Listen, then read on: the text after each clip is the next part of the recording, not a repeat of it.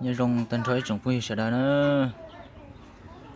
nó nọ của cho lúa cho cái cụ lọt giò nữa lọt giò là nhiều không ga lọt giò tới bên nó nữa nhưng mà té ra biết sẽ tôi sai sẽ rong chả nữa đi hôm nay giờ nó bị chung rất nó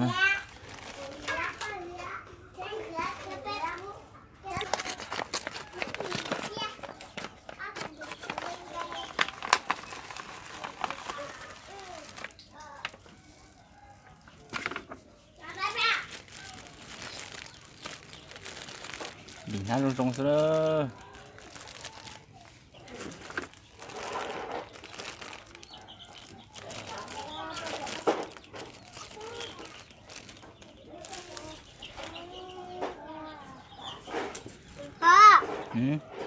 Con đặt đấy. Đấy, có trèo. Có trèo đi. Trái nữa.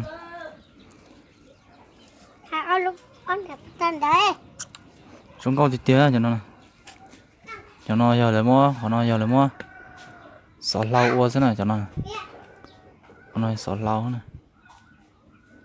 Rồi cho sọ lau. Ở cho biết cho mình mẹ cho lần chịu nè. Theo tao tụ khao nó nè. Khó hết cho nó nè. Bó nó tụ khao nó giờ xị đa lại nè. Xị đa pro lông chỉ chọn. Cú chỉ đa thế cú pro lông chỉ chọn à đi. Đem lông khóm lông lưỡi thế xí nè. Bé phó tụi nó giờ xị đu trầu nhỏ nè. Bé phó tụi nó xị đu trầu nhỏ lại. Cho là tem lông lưỡi thế chỉ bỏi nè. Sẽ nè. Thế nào là khi mẹ mẹ thế nào để bỏ chỉ chính đi xuống nè có hình á cho nó nè cho nó hay cho mà cái mà áo tê sẽ chỉ tôi nè cho sao lâu nó là chứ khó hình này cho sao lâu nè cho bé cho là cho ớt cho sao lâu mẹ mẹ cho lần chứ thì tao với cho nó nè với cho dư hình cho nó nè khó dư hình nè khó nó chỉ thọ cái tuổi cái đầu kia nó chỉ thọ khó nó nếu như uốn có chua kia nó chỉ lúc đó sữa kia cần có bé nè cho nó mai rong hình cho nó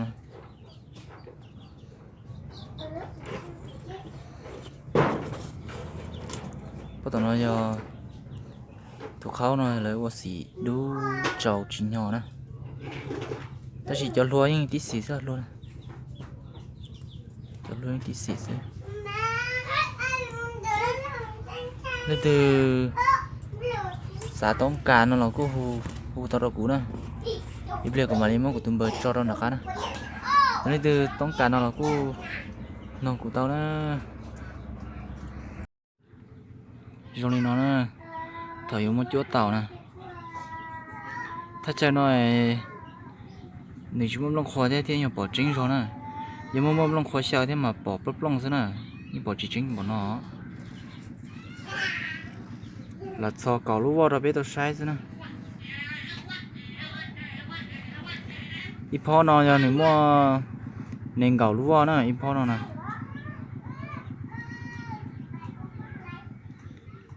nên thìต้องการcho mình chúa cái cổ cho mình chúa ra chúa gì là cu nông của tao nè khó hình này cho sao lâu nó là như tao có khó hình này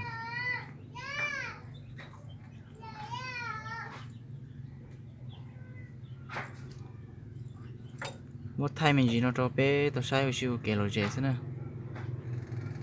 giờ thì lên từ nhẹ thế lên từ xã sĩ cho mình chúa cái cổ chúa ra chúa gì nó là cu nông của tao nó vậy một thay mình chỉ nó cho bé tao sai sư mà đi xin chi rồi nè